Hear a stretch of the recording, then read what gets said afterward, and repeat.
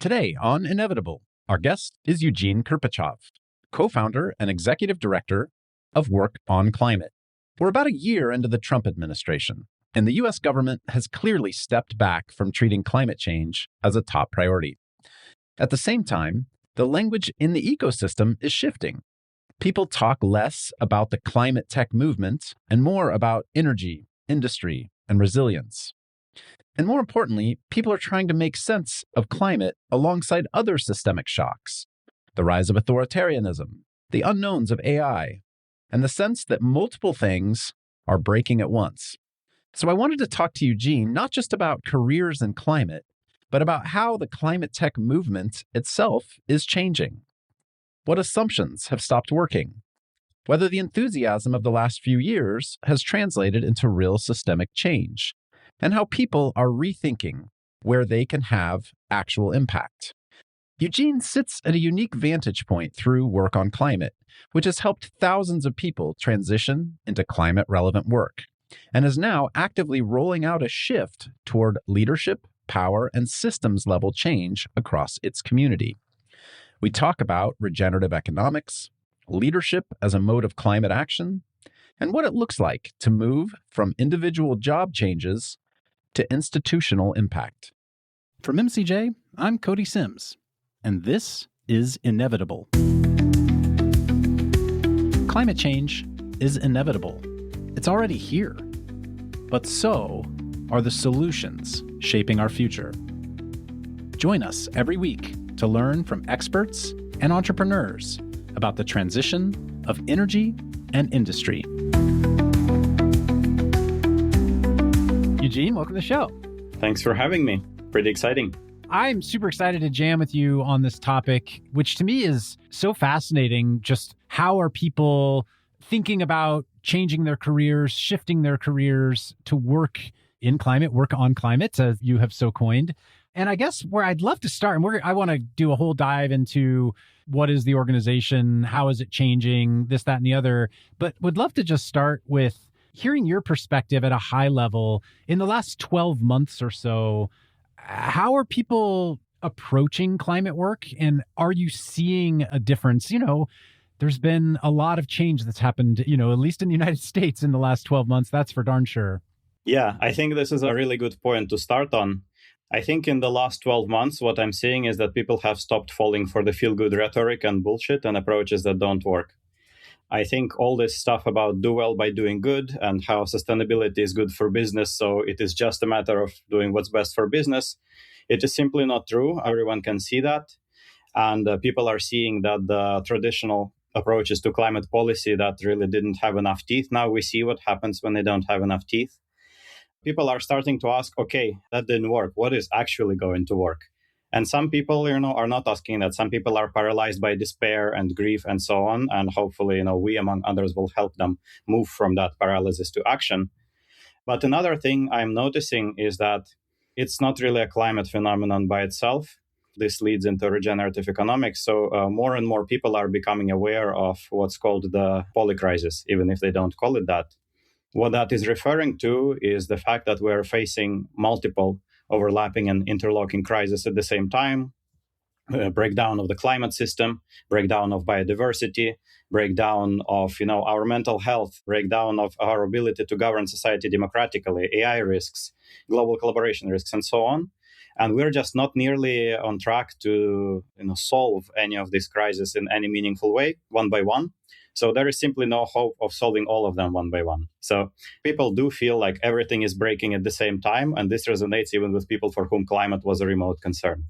So much to unpack in what you just said. I think you almost just gave the preview of the next hour of what we can talk about. But at a high level, what I heard you say is, one, there was a trend over the last maybe 5 years where people felt bored in their careers, felt like, hey, I'm just generating another ad click for Google or Facebook or whatever. And can I go work on something that has meaning and feel good about myself? And you're saying there was a tidal wave of that. And people may be now questioning, did that actually generate the systemic change that I thought it might, is sort of one thing I think I heard you say. The other thing I heard you say is there are plenty of people who are very concerned about climate change, and it is a very severe risk to the world we know, but it's not the only risk to the world we know. There's risk of authoritarianism. There's risk of who knows what's going to happen with AI. There's risk of other things in our world. And you're seeing more and more people pull some of these other things up to the same level as climate change and try to negotiate how they think about all of them together. Am I following both of those things correctly? Yes, more or less. So on the first thing, I think that for many people who wanted to work on climate, it was always existential. So most people aren't just asking themselves, why don't I work on something meaningful? Usually it's more like they're like, oh my God, this thing is big, and how I'm going to look my kids in the eye if I don't work on that. Climate change specifically hit me in the face. I read some literature. I, became aware that there is a specific problem that is going to be real in the lifetime of my children, and I want to do something about it. It was a very intentional motivation, is what I'm hearing you say. That's exactly right. And on the second point, I think it's not just that people are becoming aware of other crises. It's not just about what about the other crisis? It's not just climate. It's more that more and more people are seeing that these really are the same crisis. They are different heads of the same hydra, and you can't kill a hydra by cutting off its heads one by one. The hydra is the economic system we have itself, which it has many great qualities. It is very efficient. It has produced remarkable technology. It has, solved some problems of human disease and so on. It has taken many people out of poverty, but something it doesn't have is the ability to manage the health of systems that it depends on.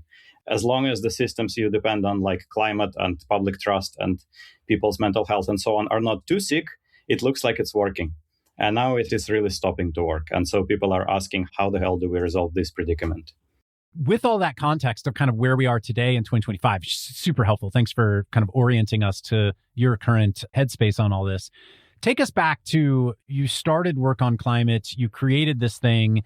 What is it, or what has it become? And then I think we'll shift into where is it going. But just to orient people who maybe aren't as familiar with the community that you've built, describe the work on climate community as we've all known it for the last few years.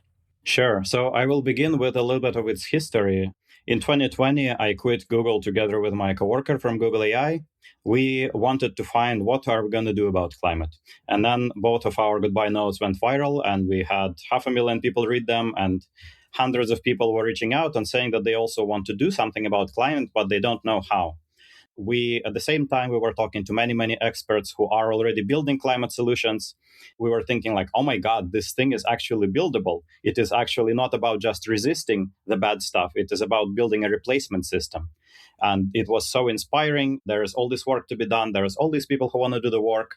At the time, I think a quarter of all venture investment was going into climate tech, which at the time I was shocked that this isn't on the front page of New York Times. So we thought, let's put the two and two together. Let's help these people who want to work on climate actually work on it, because climate needs them. And if we just do that, then implementation work will go faster and climate progress will happen. And this was mostly technologists. I mean, that was your kind of world. Or would you say it was a broad swath of people working in all sorts of different disciplines? I think at the very beginning, it was mostly technologists, just because by the nature of our networks, but relatively quickly it turned into all kinds of, you could say, people who are in a position to consider career mobility. So we didn't have that many, for example, dishwashers or other people who are not in a place to consider career mobility. But we did have, salespeople, business people, engineers, lawyers, public health professionals, journalists, and so on and so on. It was that kind of community. And so we started the community, and we really started it to replicate the experience that we had, which is that when you have somebody going with you along this path, it is a whole different story. Really, it is about the transformation of your identity. Maybe, I was somebody in the world of big data, and now in the world of climate, I was nobody. And it is a tough thing to face if you don't have somebody by your side who can, validate you and who shares your challenges, and without the encouragement of other people like you have done this before. So we wanted to give that to people, and that's why we started the community. And over the years, it has pretty quickly become the largest community of the sort that I know of. Several thousand people, over 3,400 people, according to our latest numbers, say that not only they found a job in climate, but it was because of the community. That's amazing. To a substantial degree. So that is really, if you do some napkin calculations, that's hundreds of millions of dollars of economic value that we moved into climate on a budget of, I don't know, probably by today we spent maybe $1.5 million total. Amazing. And, it exists mostly as, I know you have a very active Slack community, and then I think you also do events and workshops and things like that. Maybe describe a little bit about what the activities of the Work on Climate community are. So the activities of our community, it's not that different from activities of other communities, events and workshops and mentorship programs and resources and, different kinds of communication channels, in our case, Slack. It is that. So it is a variety of things that get people together so that they can build relationships, educate them, and unite them around the common purpose that they're here to pursue. And so as a result, people form relationships around the common purpose, which is exactly what we want to happen. And those relationships then enable them to find careers or find co-founders. Like, for example, I know a couple of guys who met in the community as co-founders, and then not that long ago, they raised $30 million. So pretty remarkable. And yet you said, hey, we've had millions of dollars of economic value, created, thousands of people who've transitioned their careers. It feels like something felt like it wasn't quite working or resonating. You mentioned something about there was a narrative bullshit and people, falling victim to, if I do good things, good things will happen. That wasn't the exact word you used, but with a similar sentiment. It sounds like you are detecting an underlying sentiment that people aren't feeling like the results are matching the impact that they were hoping to have.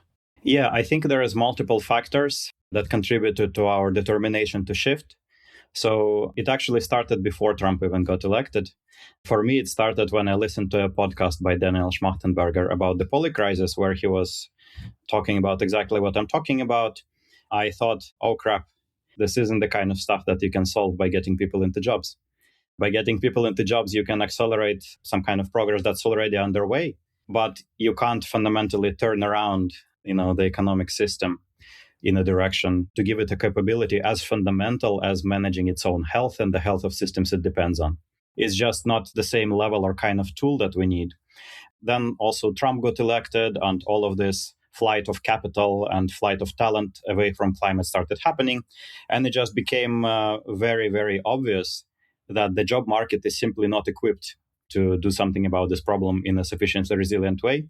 It can never, ever mobilize enough people, because maybe you're an architect, but they need an electrochemist, or maybe you're a lawyer, but they already have a lawyer. Like, we can't be at the mercy of the job market and how many people we mobilize. And perhaps even more importantly, the job market can't mobilize people in the right way.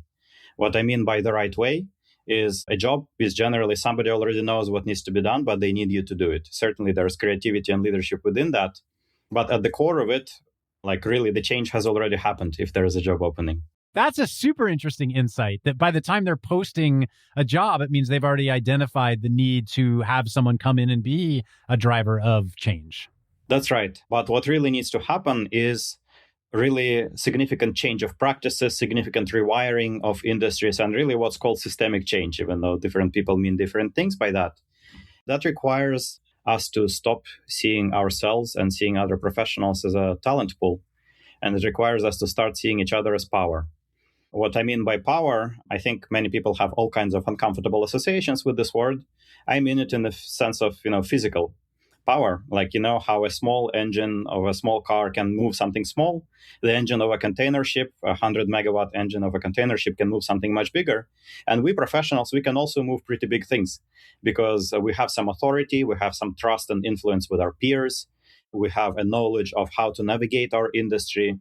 And we have some resources oftentimes. So these are all components of power that we can use in order to move things. If I may give a couple of examples of what that may look like, just to inspire people who are thinking, like, how do I move something? One of my favorite examples is this gentleman we know. His name is Kyler. He's a finance professional.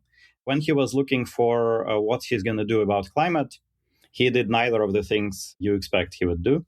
So neither did he simply compete for finance jobs at climate startups, nor did he, green his current finance job at the time. I don't even know what his job at the time was. But what he did instead is he joined the building inspection company And he convinced them to start a new line of business focused on energy efficiency retrofitting opportunities. So they work with $20 billion worth of real estate. They have 6,000 building inspectors. Now, thanks to Kyler using his power in this way, now they're using their power to decarbonize the built environment. Another example is our board member, Zoe. She was a UX content strategist at Google at the time.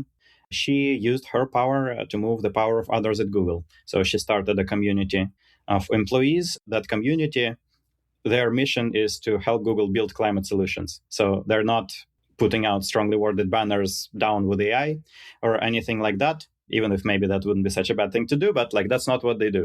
So what they do is they have developed a network that reaches the right business executives, and they help Google incubate lines of business.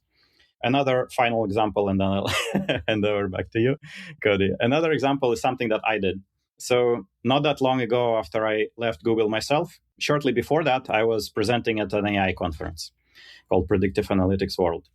And then when I learned that there is all this work happening in climate, I was like, I didn't see any of that work at that conference. Like, what the hell? It should be there. So I simply emailed the chair of that conference. It's not like I had a very strong relationship with him. I just knew his email. So 2 emails later, he was like, "You're right, Eugene, there's a lot going on. Do you want to chair the climate track?" Hey, cool. So this is just an example of how you can quite easily sometimes use your power to change how an industry works, even if it's modest ways. What advice do you give people who are motivated or interested to do that, but a little bit afraid of the current political moment in terms of trying to do that? Yeah, I don't think that the current political moment is chasing individual people who are doing something about climate, at least not yet. So for now, I would say don't worry about that. And I actually haven't met that many people who are saying man, I would really be doing something about climate if not for the current political moment. Okay. Well, that's good to hear. Yeah, I think the barriers are usually quite different. It's more like I want to do something, but I don't know what. I want to do something, but the kind of thing I want to happen, it's just not the kind of thing that people like me do. I just don't see myself doing that, and so on. So these are really psychological identity barriers, sometimes time barriers, sometimes skill barriers. They're all surmountable. We're here to surmount them and really put this tremendous passion that professionals have to work for the climate movement. So I'm hearing you say you recognize this idea that, sure, we can still help people find another job if they're dissatisfied in their job and want to switch jobs, but we also want to help people understand that they can make a big impact and difference by embracing their own power and thinking about how they leverage their interest and skill set to push for positive solutions around climate change or around this broader sort of regenerative economics concept that I think we're going to spend some time talking about. And it sounds like you're shifting the programming and shifting some of the emphasis of work on climate push for those ideas. Can you describe a bit around, I guess, first of all, did I get that right? Yes. And then secondly, can you describe a little bit about what some of the changes you all are implementing into your platform? Basically, we're pivoting from helping people find climate jobs to helping people develop into climate leaders. I think many times I see the word climate leaders being used in a sense that doesn't mean anything. What we mean is people who don't wait for somebody to ask them to do things, but people who go and push for change that would not have happened if not for them. So people who are really transforming their companies and transforming their industries and their communities. So this way, we hope to unlock this latent power that professionals have to really rewire our economy. And the way we do that is, so it leans on a few kind of pillars. One is obviously we're going to be doing programs that help people develop as leaders and help them understand what does leadership look like the kinds of examples I gave you. When people hear them, they're like, oh, everyone should know about these examples. I had no idea you could do that. So it is a combination of, this kind of storytelling and education, various, other psychological leadership development techniques. But in order for it to translate into systemic change, you need to do it in a concentrated manner. So, for example, if you want really systemic change happens place by place and sector by sector. For that reason, we are reorganizing work on climate into many chapters that are focused on certain sectors and regions. Our first strategic pilot chapter is focused on food systems in Bay Area. In that chapter, we are getting together, all kinds of professionals throughout the entire food system in the Bay Area, and we're going to be helping them identify where is their power, Like, what can they influence individually, and then what can they influence together? So if people intervene at multiple leverage points at the same time and keep pushing, that's how systemic change really happens. It's like Davos, but instead of, global world leaders, it's people in existing food companies who have some ability to drive change and care about climate coming together to align, even if they might be competitors with each other, to align on how they can push change throughout their industry. Yes, but I also want to point out that there is a lot more to this work than just convening. So it's not like we're just organizing meetups where people hang out over pizza and commiserate about how their sector is not regenerative enough yet. This is just, table stakes. You do have to get people together. But then what you have to do is help people develop as leaders, help them understand, form a vision, help them develop the skills of increasing their power so that they can move bigger things, and facilitate their work together so that they share a vision and are able to understand what can they work together on. Then to actually form a containers where people really do work together on something. So, for example, imagine that you want to tackle the food waste problem in Bay Area.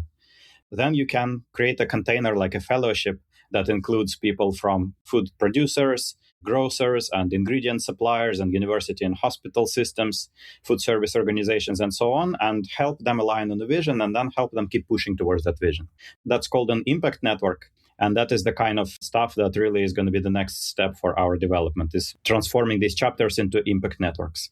How much do you think this is a reaction to a weaker federal policy environment around climate, such that you need leadership there's a vacuum of leadership and you need it to come sort of from the bottoms up? And how much do you think this is just a natural evolution of how this movement is growing, shifting, and evolving, or a little bit of both? I think it's definitely a natural evolution. This source of power, professionals who know their sectors and have influence and have trust and have connections and so on, this source of power is right here. Honestly, it is stupid that the climate movement has not been calling upon this source of power, except in an incredibly limited way. Like, if there is a job vacancy, you can apply for it, but it's not really power. There are very few organizations that have actually been helping professionals use this power. God knows the climate movement has needed new sources of power all along. Just we have been putting all our eggs in the basket of federal policy. That's not a bad source of power. If you have it, by all means, use it. Certainly, when it's not there, then it really prompts you to consider what other sources of power can we use. And honestly, we should have been using other sources of power all along. Then we wouldn't find ourselves empty-handed right now. I want to talk about specifically anchoring on climate, relative to the broader sort of regenerative economics challenge that you mentioned. It sounds like you're keeping the name climate in the name of the organization. You're still anchoring toward people who are motivated to solve climate change related problems, but you're also, I guess, introducing them to these other sort of macro global systemic headwinds that we all face and how they're interrelated. Is that the right way to think about the sort of broader regenerative economics challenge that you threw out at the beginning? That's exactly right. So some people do ask us, why don't you rename to, work on regenerative economics? It's not quite as catchy.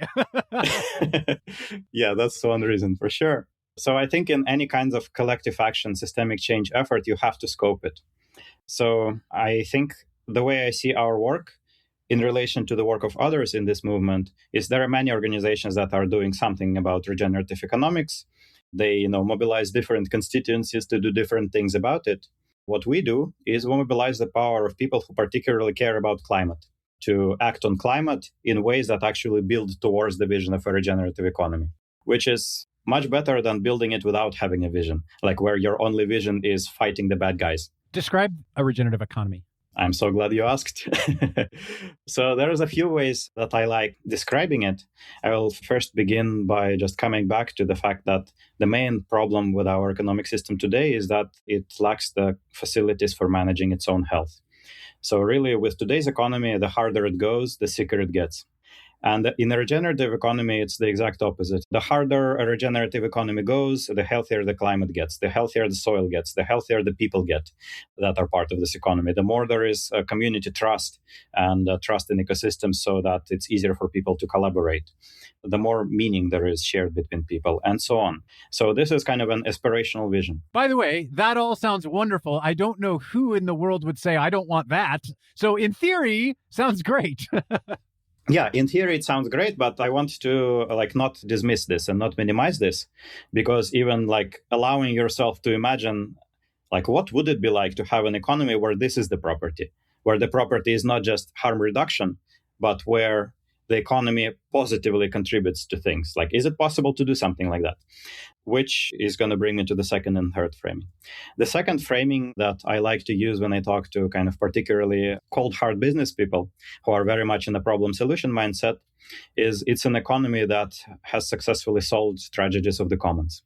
I think that even the staunchest capitalist can agree that our economy does suffer from various kinds of tragedies of the commons, where, for example, there is a shared water resource and everyone is incentivized to just use as much water as possible. Because if you don't, then others are going to use the water and there's no water left for you. The classic line from a fantastic movie, There Will Be Blood, is, I drink your milkshake. If you haven't seen that movie, I'm sorry, that reference sounds very weird, but that's exactly what that's about. I am going to take the resource from under your feet if you're not going to use it. Exactly. This is really the root cause of all the crises we're talking about. For example, no nation or no fossil fuel company wants to be the first one to give up fossil fuel revenues. Yes, maybe you give them up, but others don't. So the overall amount of fossil fuels has not decreased, and now you're the sucker. And nobody wants to be the sucker. Or this is also the process by which all the big AI companies, they've started from this noble vision of, a benevolent AI that strengthens humanity and is very safe and wonderful. Then next thing they see is that their competitor is making more money. They're now at threat of obsolescence. So this immediately changes their values, and now they're entering an arms race, and the original values are forgotten. And they justify it to themselves, not unreasonably, that, hey, if we are the only ones building according to the original vision, we're going to disappear. And the landscape will not actually be dominated by a good vision. It will be dominated by the other guys. In order to achieve our vision, we have to crush everyone else. Otherwise, we won't be able to achieve our vision. And it just creates this downward spiral. The second framing is that the regenerative economy figures out how to solve these issues. It is recognized in economy that you can't solve these things by market forces. It's the wrong tool. It's if you want to make a rabbit fly, you can throw it up in the air and it will fly for a little bit. But in order to really fly, it needs to grow wings. It's not like gravity cannot be overcome, but not with a goddamn rabbit. All right, you need a bird. The third framing, it answers the how. So how do we actually do this? Or at least gives a very partial answer. So let us look at something like the Amazon rainforest. I will not say that we must all go and live in the forest, but bear with me. So look at something like the Amazon rainforest or really any healthy ecosystem. So various beings in that ecosystem are exchanging resources with each other. They are exchanging signals with each other. It's an economy, really, in a meaningful sense. And so likewise, our economy is in meaningful sense also a living system. Look again at that rainforest and observe that it's been around for tens of millions of years, and it is actually not in danger of destroying the systems that it depends on. It does have this property. It is a regenerative economy. The third framing, it is an invitation to recognize that our economy is a living system, and that maybe we can look at that forest and ask, how do they do that? I want our economy to have that property. Is there something that we can learn from how the forest functions, or from how an elephant functions, how a human body functions, so that maybe our economy also learns to have this property where as activity goes on in the economy, it actually maintains its health. So it is an invitation to observe those principles and apply them. It does not mean that we need to go back to the forest. It just means that we need to ask how do they do that and learn from some of the answers. A question I have is, we can all name spot examples of organizations, government structures, companies that I think generally try to uphold these values. Patagonia famously would be a company that tries to uphold these values. Costa Rica might famously be a country that tries to have a government system that upholds these values. How do you move from point examples to broader change? Does that make sense? That's a fantastic framing, Cody. I hope that I don't get too abstract with this. So this is a situation I often find myself the only person in the room who is truly, genuinely inspired and moved by abstract ideas. So what I'm about to say may resonate with people who share that. Let us consider the path that life has taken until it formed the Amazon rainforest. All right. Initially, we had this primordial soup of chemicals, then a primordial soup of amino acids and RNA chains. Then we had a soup of single-celled organisms that learned to multiply, and they turned out to be very successful. So these molecules organized in a more complex way. Then we had a soup of multi-cell organisms that also turned out to be very successful thanks to their more complex organization. Then we started having animals and humans, and then humans started creating their own ecosystems. But my point is that really the path that life took evolutionarily was a path of increasingly complex organization. It was not just a path of competition. Like the elephant, it is not a very competitive bacteria. It is an entirely different thing from a bacteria. So our economy has not completed that process yet. So I think that what needs to happen is for our economy to learn to organize itself in more complex ways. So what we really need is, yes, we do need technological innovation as well. It certainly can't hurt. But I think what we really need is innovation on economic architectures. So on things like forms of ownership and governance and forms of incorporation and types of financing stacks and ways to govern shared resources and ways for people to work together and make decisions together and so on. And I think that many people, especially technologists, tend to think that that is like too woo-woo or too simple, or it is for people who are less smart than us. I'm probably like speaking things that some people are thinking. I encourage us all to stop thinking that way. It is really an entirely new category of innovation, and it is incredibly exciting and promising, and this is actually the way out of this. So just as there were times when, for example, digital innovation was just coming along, I'm sure there were people who are like, what is this digital innovation? No, innovation is when we create a better engine. Or like innovation is when we create a new form of concrete. Like, what is this internet nonsense? It's all a fad. So I think we're at the same moment, but with innovation on economic architectures themselves. That is what needs to happen.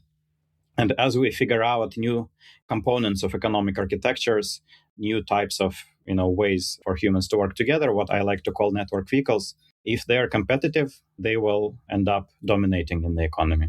And we need to come up with healthy ones that end up dominating the economy, and then the economy is regenerative.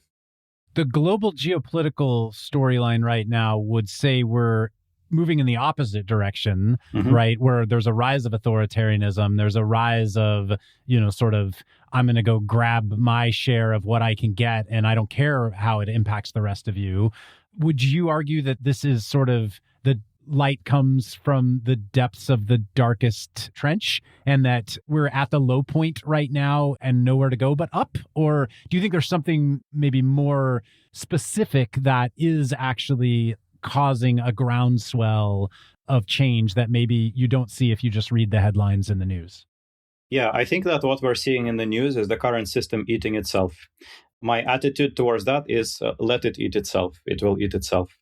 Our job is to plant the seeds of a new system that then will grow, end up outpowering the current system, which is it's thrashing around. I would not say that it is getting stronger in a meaningful sense. Let's go back to the climate lens. From a climate perspective, how do you square that with China, which is arguably the most authoritarian of governments out there, and yet, if you look at the numbers, is making substantial progress on electrification, renewable power, batteries, EVs, all of the technology changes that, gosh, I wish, frankly, we were making in the United States, but we're making them much more slowly than China is. Yeah, I think it's fantastic that China is doing that. And in the case of energy in particular, we're very lucky that renewable energy actually has a business case for it. So I will not be terribly surprised if we end up decarbonizing the entire energy sector without meaningfully changing the economic system. Like that can happen. But there are other sectors where things are not as easy. And there are also systems outside of climate that we're also destroying. And when they get destroyed, the rest of the economy also collapses, like our food systems may collapse, that you do not address by installing more solar. Oceans and sea life, would be another, I think, prime example of that, right? Yeah, I think that's exactly right. Like you touched on it being an authoritarianism of China. I think it's also useful to point out that the ideas of regenerative economy, they lie outside the spectrum of, liberal or dictatorial, outside the left-right spectrum. For example, policy in this paradigm plays a completely different role. So regenerative economy embraces the idea that the system should regulate itself. So policy should create the conditions that let the system regulate itself, and that, nudge it in ways so that the system rewires itself and reorganizes itself and ultimately regulates itself. This is actually very interesting because this makes this concept not abhorrent to conservatives. One of our largest donors invited me to an event with the American Enterprise Institute, a well-known right-wing think tank, at least center of right. And I spoke with many people there about regenerative economics, and they were into it. They were like, local place-based sovereignty? Hell yeah. No top-down daddy telling everyone what to do, self-regulation? Hell yeah. It's probably worth being very distinct that if folks are listening and aren't quite familiar with these concepts, you might think, oh, well, that's socialism. But it's actually, what I'm hearing you describe is quite different from a socialist architecture. Yeah, it is completely different from socialist architecture. Socialist architecture is top-down, a regenerative economy is bottom-up. And both the left-wing vision and the right-wing vision are in a meaningful sense top-down. As I think about the future of your organization and work on climate, how is the journey of someone changing? If they show up now and they say, hey, I'm ready to do something different in my career, I want to work on climate. I go to this website my friends have told me to check out. It's not just going to be a bunch of job listings. What does their experience now feel like? I will answer what will their experience feel like, because we're at the beginning of executing this. We have taken the first steps, but we're not done. So what their experience will feel like is, yes, they join the community. Then most likely there is a chapter out there for them. For example, maybe they're interested in built environment and maybe they live in New York. So there is a chapter focused on built environment in New York. And it has all kinds of local activities where this person can come and learn about what the regenerative solutions in the built environment in New York look like and build relationships with other really strong and personal relationships with other people who also want to transform the built environment. And it's not going to be just startup founders. It's going to be, people who work at construction and architecture firms and real estate developers and investors. And it's going to be regulators, and it's going to be tenant association members, and so on. So they build relationships with these people, and together, through the activities they participate in, this person will form some vision that will be changing over time, but they will begin forming a vision of what are the options available to them, how to use their influence and their power as a professional. It's possible that it will turn out that they find a job working for somebody who does this. It's also possible that they will find a way to influence things inside their company. It's possible that they will find collaborators with whom to, start a climate track at a real estate conference. It's possible that they will learn about an industry policy effort where maybe, they will be rewriting Local Law 97, writing the next iteration of it. And it will turn out that this person has exactly the right networks to strengthen that policy with, to recruit experts into it. So they will find ways to act as a leader in this way. Also, they will observe that from time to time, this chapter is forming kind of impact network cohorts, where if some people are down to join for, let's say, a 9-month journey, then they can be part of really a concentrated thing where they work together with other people to really change something at a more systemic level. So they will become part of many such networks, or they will have the option of participating in them. They will exercise their influence individually and together. You might be asking, how does this lead to changing the economic system? So that is kind of a gap in what we have described so far. The way that I see it is once we create the fabric of transformation, these networks of professionals that are capable of acting together to transform a system, then these networks are actually capable of doing the things that it takes to make this sector regenerative and to make its relationships with other sectors regenerative. I or anyone on the Work on Climate team may not know what it's going to look like for that particular sector, but the point is that the people know because they know this industry. You and I both came into this work from sort of a career orientation of technology, and it strikes me, and I think you kind of made this reference earlier in our conversation, this reminds me a lot of what happened between the 1990s when the internet was a bunch of hackers and purple hair, punk, like almost pseudo-libertarian, like the internet should be free and open and available to everyone, to like by the mid-2000s when we had really transitioned into a digital economy broadly. And it wasn't about, I'm going to go to monster.com and find an internet.com job. It was about, I'm going to apply internet technology principles to my work wherever I may be. Knowledge of how open source projects work, knowledge of what APIs are, knowledge of collaborative coding environments, whatever it might be. And you saw the global economy shift to a digital economy. I'm hearing sort of similar history repeats itself ideas here about what you think might happen from people who maybe came originally as climate motivated to people who can go from, I'm going to work in a climate tech job, to I'm going to apply my background knowledge and skills broadly into the economy to bring these skills to bear.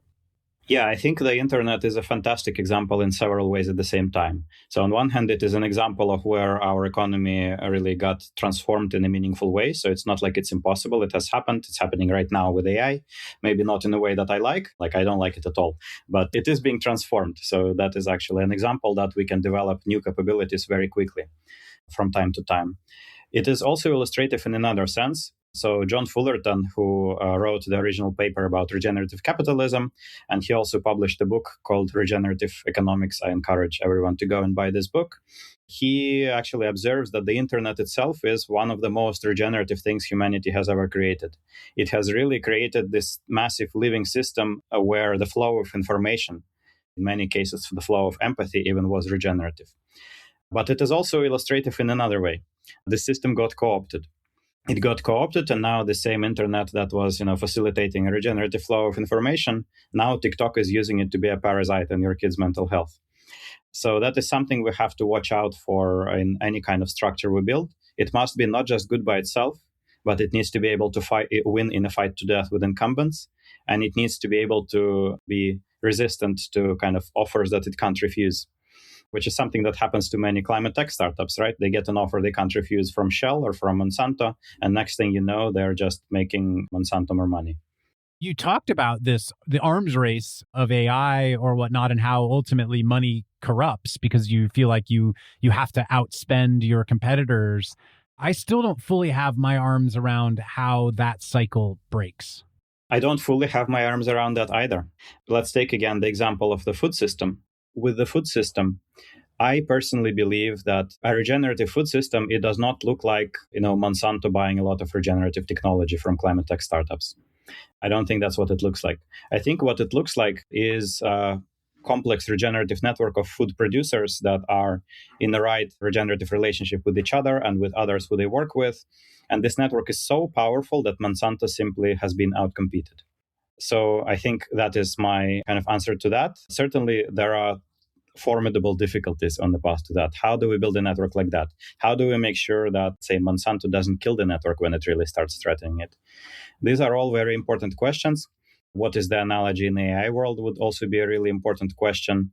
I believe that it's possible. I believe that people who are deeply in the field can figure it out. But our job is to kind of kick off and enable this process of them figuring it out. Eugene, this has been super fun and eye-opening and enlightening, and it's really fascinating. I mean, you sit at the, and I know you don't want to, sort of identify this way, but you sit at the top of a very large community. I know, community is regenerative itself. The community hopefully is self-regulating, but you've helped catalyze it. You've embraced your own power, your own leadership to help others see what it could be. I'm so grateful for the leadership you've brought to this, and it's fascinating to see how you're evolving the work that you're doing going into 2026 and beyond. How should people follow along as they want to see the course you're charting? I do not indeed want to see myself at the top of this, because I think one of the biggest really dangers of any kind of systems leadership is thinking that you're right. And I'm not saying this like in a metaphorical sense, like all kinds of people who are thinking about existential risks and about the future of humanity and have grand visions, and that includes the likes of Peter Thiel and Elon Musk and so on. Like, they're not monsters, they have a vision. The problem is that they believe that they're right and they forget about the existential risk of what if they're not right. So a regenerative economy invites us to explicitly design for the unknowability of what is the future, and that is a crucial component. Yeah, so I take my responsibility here extremely seriously in terms of trying to design our work for like not depending on me being right. That's why our work is so much about helping other people figure out how they're going to transform their sector. In terms of how people can, follow on or get involved, well, just to follow me or Work on Climate on social media, everything important gets published there. In terms of how to get involved, the most important thing for this movement is resources. And it's not just for us, it's for other organizations that are doing regenerative work. And I think now is the right time for all kinds of holders of philanthropic capital, as well as other capital, to very seriously consider this. Because it is obvious that the old way of doing things, the tactics have stopped working. And we're not going to solve this simply by making the incremental transition from advocating for federal policy to advocating for state policy. Like, that's not good enough. You need to try really new things. Eugene, anything else we should have hit on today? Yeah, I think there is maybe one more thing I want to say to inspire professionals to really consider using their power in these ways. I want to point out this is not a new thing. It's already being done, but it's being done by people you don't like. This is how industry bodies work and industry associations. So to the extent that various industries are doing work to entrench their position, this is how they do it. They build their power, they use their power, they exercise it in all kinds of contexts. Like, one of the appealing things to me about Work on Climate's vision and about this whole movement is the potential to make it so that it's not just, the suits running the show and shaping how different industries work, but people who actually stand for something running the show and shaping these industries. So that's what we're here to make happen. Well, Eugene, thanks for sharing your vision and thanks for your leadership, and congrats on all that you've accomplished with Work on Climate, and exciting to see the shift happening and excited to follow along as it does. Thanks, Cody. This was great. Inevitable is an MCJ podcast. At MCJ, we back founders driving the transition of energy and industry and solving the inevitable impacts of climate change. If you'd like to learn more about MCJ, visit us at mcj.vc and subscribe to our weekly newsletter at newsletter.mcj.vc. Thanks, and see you next episode.